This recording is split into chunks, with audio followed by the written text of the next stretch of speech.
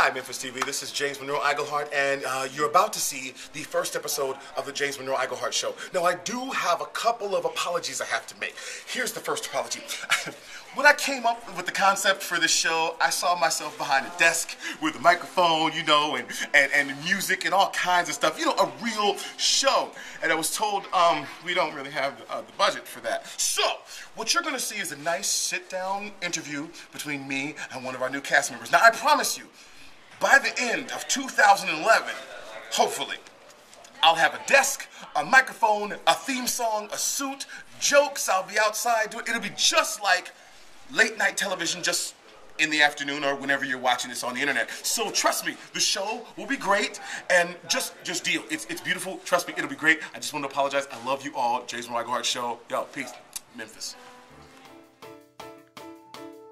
Hello, welcome to my show. Who the hell am I? Well, if you don't know, you may have seen me in Spelling Bee or The Lion and the Wiz, or on the Electric Company watching TV with your kids. But if you saw Memphis, how could you forget this? The smile, the style, the fat, the flow. Welcome to the James Monroe Iglehart Show. How am I doing? Pretty good? I wanted the fans of Memphis to know who you were, because you're one of our newest members. Right. So I'm going to ask you a series of questions, and you can just answer them how you like. First question, Paul, is what's your name? My name is Paul McGill. Cool, cool. And exactly what do you do here at Memphis? I'm a swing. I'm a Main Street swing, which means I cover all the Main Street characters, all the white guys, basically. Okay, good job. You know, anyone from Carrie Tedder to Charlie Williams to John Jellison, who I've done. Yeah. I've even done parts that are girls. I've done girls, you know, dressed as a guy, but... Yes, I noticed that on stage, and it's always fun to be on stage, and you expect to hear a girl's voice, and then you hear this, you know, deep tenor, and you go, wow, Paul's on stage. And you've been fantastic at all of that. Thank you. So, now, Paul, people know that you're in Memphis now, but people don't know your background. So, what have you done? What other projects would people know your face from? Broadway, film, anything? Yeah, well, I started out in La Cage au Fall, the last revival, the 2004 revival. Yes, they won the Tony as well. Right? Nice. Yeah. Okay. So I started out doing that, and then that was my junior year of high school, and then... Wait, I'm sorry, what? Back up. Ladies and gentlemen, I'd like to say something right here. This man just said in 2004 he was a junior in high school. Let's go on.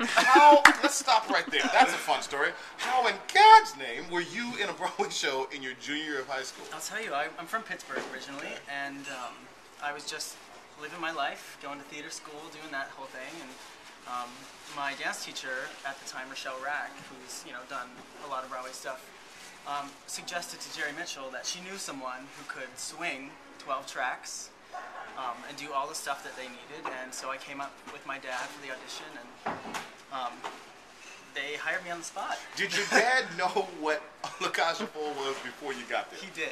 Okay. He said to me on the way up, he said, "This is a great experience for you, it's a great opportunity, but, liabilities and just because you're 17, they're probably not going to hire you, so, whatever." And on the way back, he's thinking, how can we make this work? It's a once in a lifetime chance for my son to be on Broadway, so. Nice. So how long were you with La Cage? The whole time. Wow, so you got to do it from start to finish. Start to finish. So, rehearsal process, yeah, all the way up until the Tonys, and then we closed. And, yeah. So your first experience on Broadway, he was 17. 2004. It was nuts because I was a swing as well. Yeah. So when I wasn't on, I was doing homework. All right. And I had to miss my lab every day because I had matinee Wednesday matinees and all that stuff. So that was interesting. So you go from La Cage to what? You're 17. What do you do? You go back to Pittsburgh? I went back to Pittsburgh to graduate high school. Graduated like a normal high schooler, and yes, and from then Sergio had suggested that to Binder Casting that I would go in for a chorus line. Sergio Trujillo. Our choreographer. How did he know you? From an audition for All Shook Up. Yes. That I didn't get because I was wearing jeans, he said. By the way, if you audition for Sergio, just know this.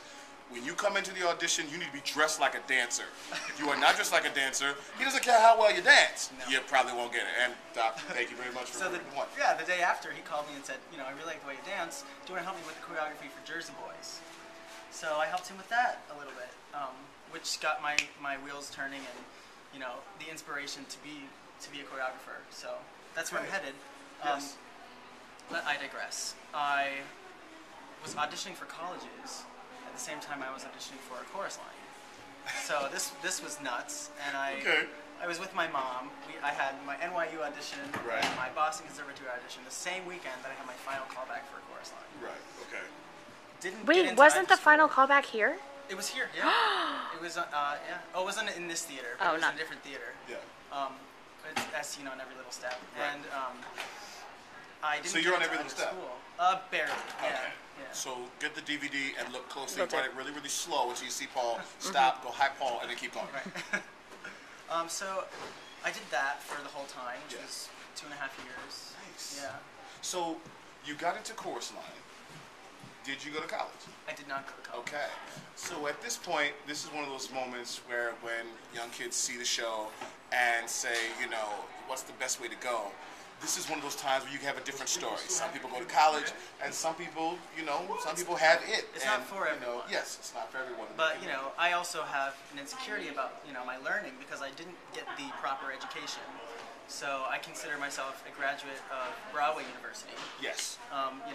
Going to voice lessons, going to dance classes, just really trying to improve myself and continuing to do that and learning as much as I can every day, looking on the internet, reading the news, just that kind of thing. Very cool. So then the question becomes this. So you go from 17 years old, you do the college, you graduate, you come back up here to audition for different things, you don't get all shook up, but you end up helping Sergio choreograph the Tony Award-winning show Jersey Boys. Then you audition for colleges, don't get into colleges, but you get into a chorus line.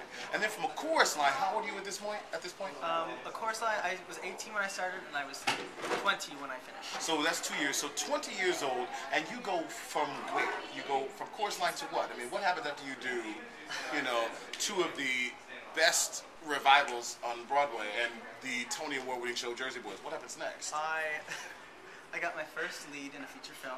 Okay, I'm done. Let me explain something to you. Okay?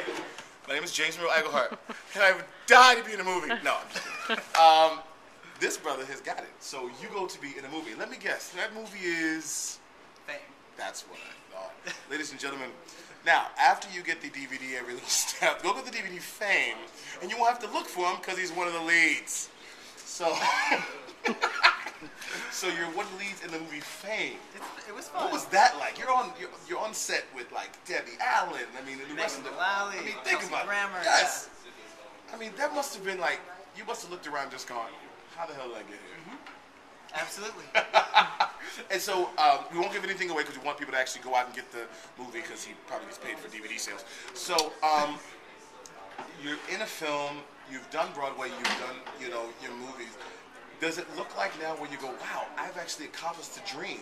Do you kind of coast now, or do you kind of go, no, there's something else that I want? I've always felt, well, even getting a movie, and that was my second film. My first film was Man on Wire, which won the Oscar for Best Documentary in 2009. Oh, God. So this boy's been attached to two Tony Award-winning shows, one Oscar-winning movie, and then a remake of one of the greatest dance films of all time.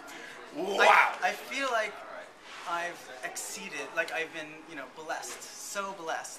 Yes. Because my goal as a kid was to be on Broadway. That's what I wanted to do. And somehow I got to do that when I was 17. So you do the film, and so how'd you go from, movie to Our Wonderful Family of Memphis?